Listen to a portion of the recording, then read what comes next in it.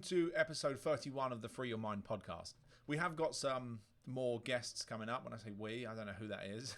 Me and all my personalities, maybe. We have got some good guests coming up because I decided that's what I'm going to do. There'll be guests in amongst me waffling because I enjoy that also. But today it's just me and myself and I. And today I want to talk about people pleasing. I want to talk about being the nice guy or people pleasing, and you may not even know this is you in this moment because this can show up under the radar. A lot of the people I work with, they're not really aware of the patterns that show up until they are. Same as me.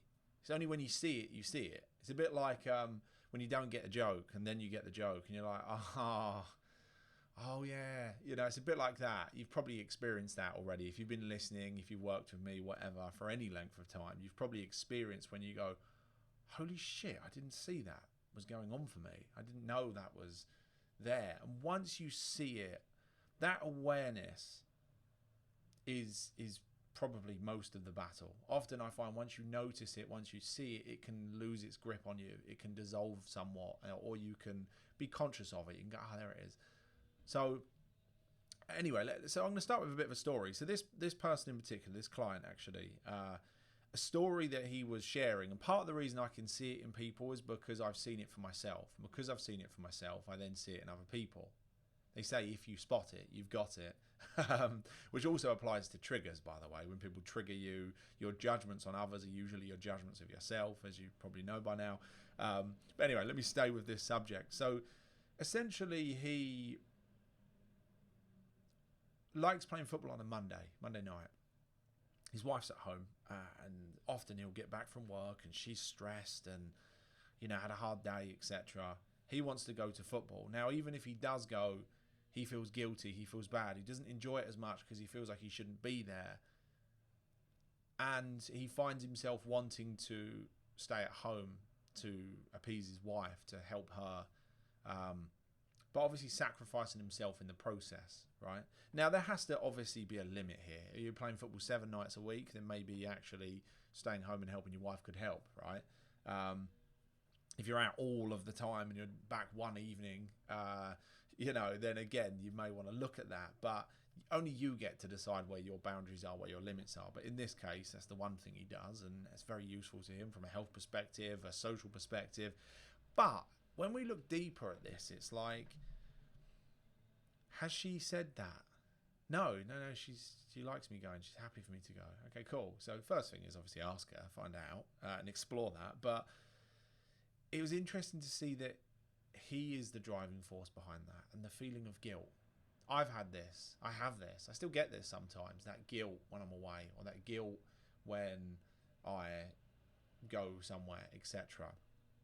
I've had that before. I've had that many times where it's like almost this feeling like I should be at home or feeling like I should be with the kids. I guess for me personally, that comes from my drive to be a good dad, my drive to give my kids everything I didn't have. And that doesn't actually mean physically anymore. It means more emotional and presence and time and fun and memories and enjoyment and conversation and safety. I can't do that if I'm not there, right? I didn't want to be the dad that's never present or never there. So on some level, you could acknowledge that guilt is useful, keeps me focused on my values, on my etc. But what we noticed in this guy, and you may see in yourself, is what was actually driving it is he didn't like his wife feeling that way. On some level, wanting to save her from her emotions, to save her from emotions in her that he doesn't like. Because funnily enough, when we explore it, there are emotions he doesn't like in himself. Most people I work with hate negative emotions. They hate being stressed. They hate whatever that emotion is, right? They're not okay. One of my clients recently discovered that when he gets sad, which is very rarely because you have to hold it all together, when he gets sad, if he allows it out, he feels like he's never going to stop crying, but he doesn't actually allow it out because he gets angry at himself and now he's pissed off at himself for feeling sad. So you just suppress it all, crush it all down, right? Hope it doesn't emerge until you find yourself drinking or whatever, stuffing food in your face or losing your shit over small things, in traffic or emails that, I don't know, staff or whatever it is. So that was quite interesting.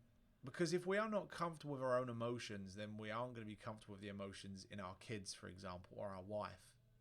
How many of you are triggered by anger in your kids? And you get angry at your kids for being angry. So you match their anger with anger because their anger makes you feel angry. Is that their issue or your issue? Hint, it's your issue, right? Your uncomfortableness with their anger, maybe not knowing what to do with it, it triggering you. There's a reason that's triggering you. It's probably beyond this conversation, but reach out if you want to have a conversation about that. Sadness, not knowing what to do with it. Our wife feeling upset or stressed, or depending on what place you come from, and I will explain this a bit more in a second, you might either push back and tell them they don't need to be stressed and it's tit for tat, my life's harder than yours. You might try and fix their problems, right? Tell them why everything's okay and why life's great, and essentially what you're kind of saying to them without saying to them is you have no right to feel the way you do or don't feel the way you do. But normally we're doing that because we don't like feeling how we feel when they feel that way. I don't like the way I feel when my wife is sad. So therefore, if I take away her sadness by either trying to manipulate her out of it, tell her why she shouldn't be sad, or I can people please. If I take away the things that make her sad, then she won't be sad, and then I won't need to feel the way I feel, right? So you see all of this, I hope.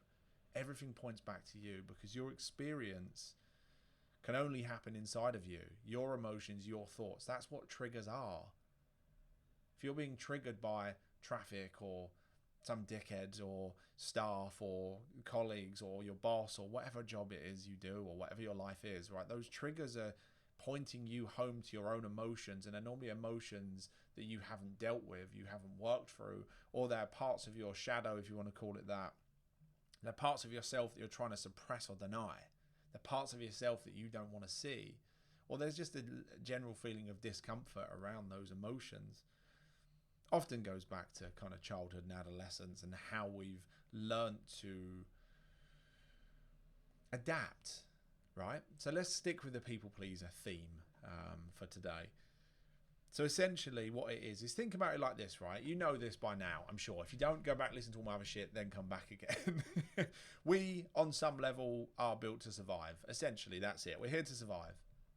Fight, flight, freeze, and fornicate. So eat, stay alive, have sex, reproduce. Good.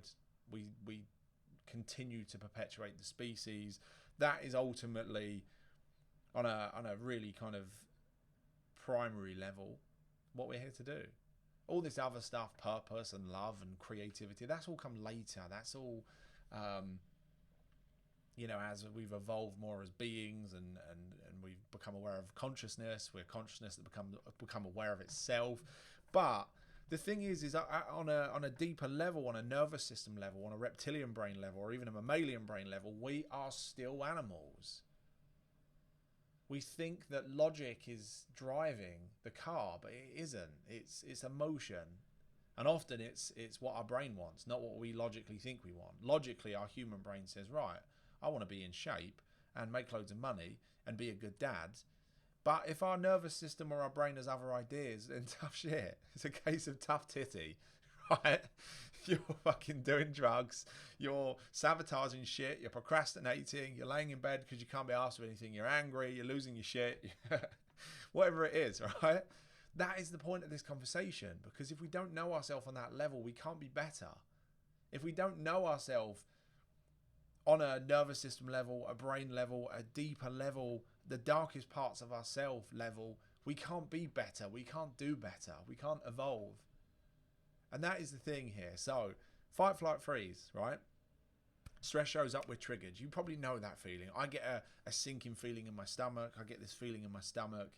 I've recently, when I check in with that feeling, I realise it's fear, a lot more than I realised. I thought I was quite, not fearless, but I didn't realise that fear showed up for me as much as it did until recently.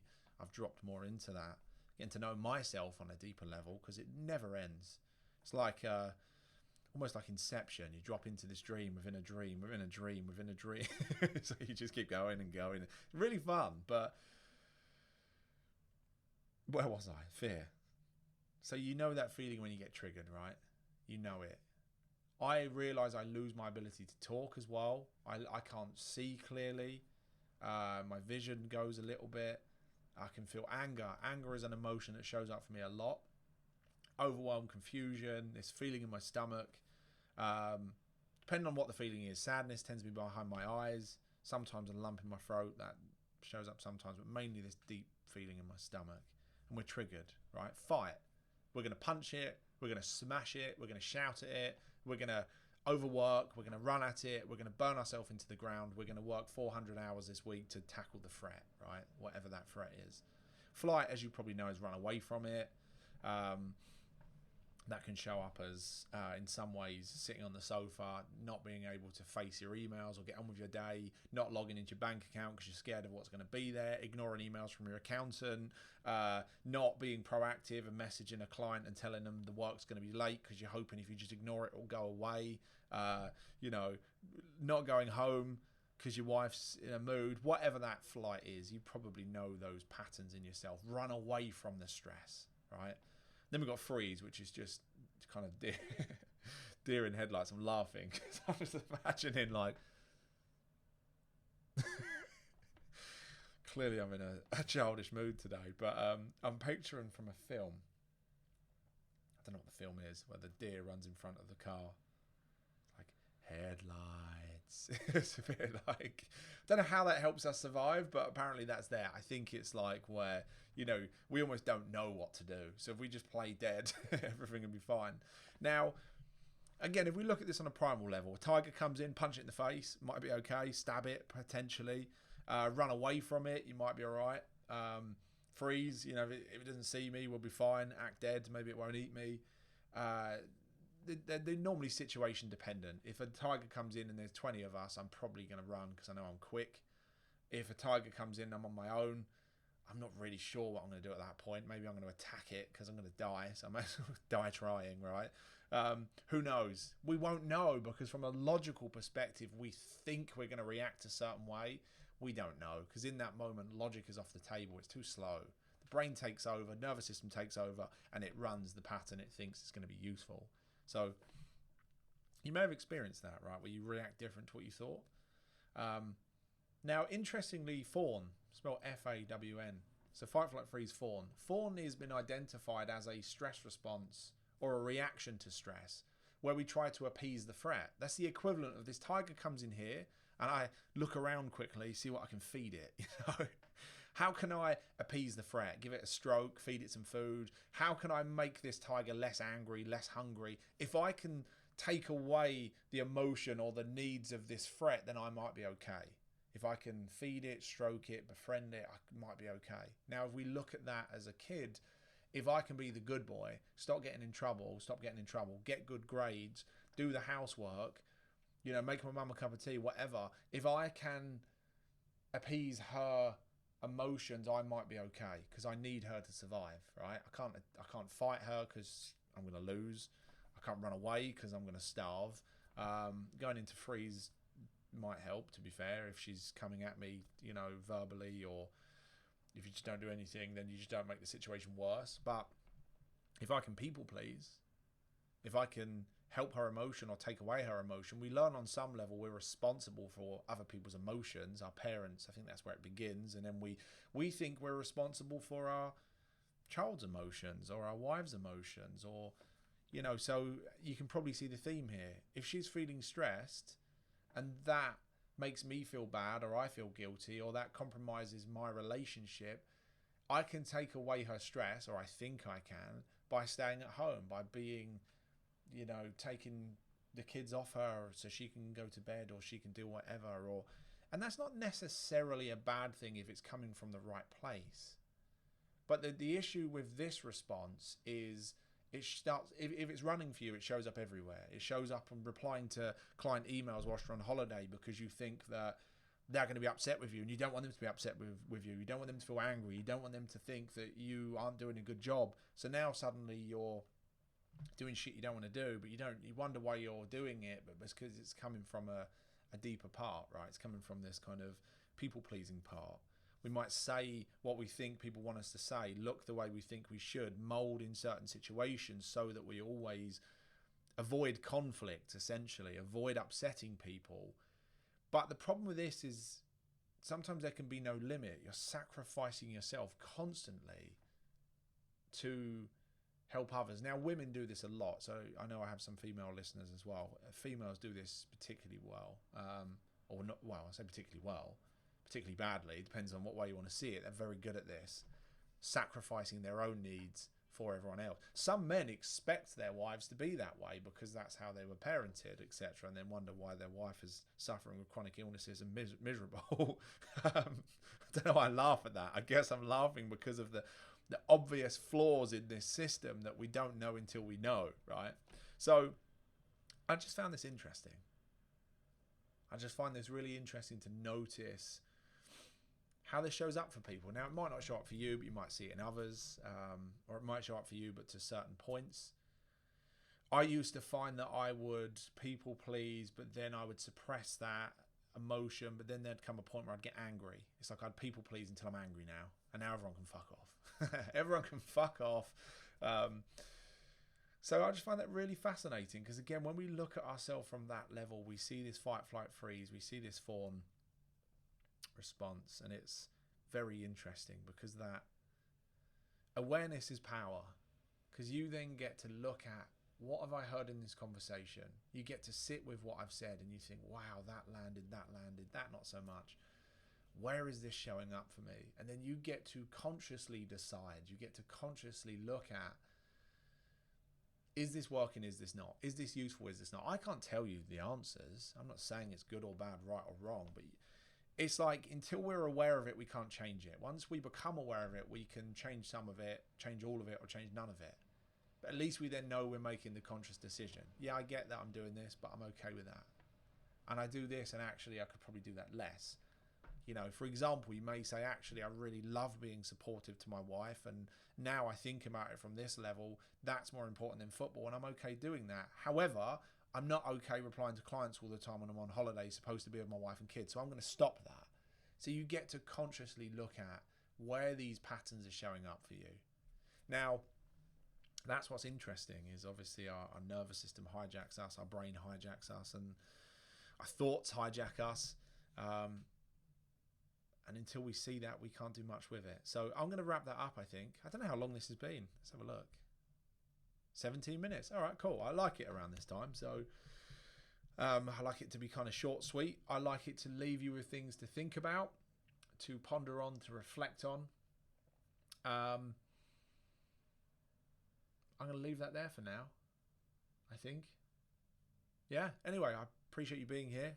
As I said, over the next few weeks, I've got other people coming on board for interviews and stuff. Essentially, I just want to expand this conversation, sometimes hearing it from someone else, sometimes hearing it in a different way, sometimes hearing other people's stories.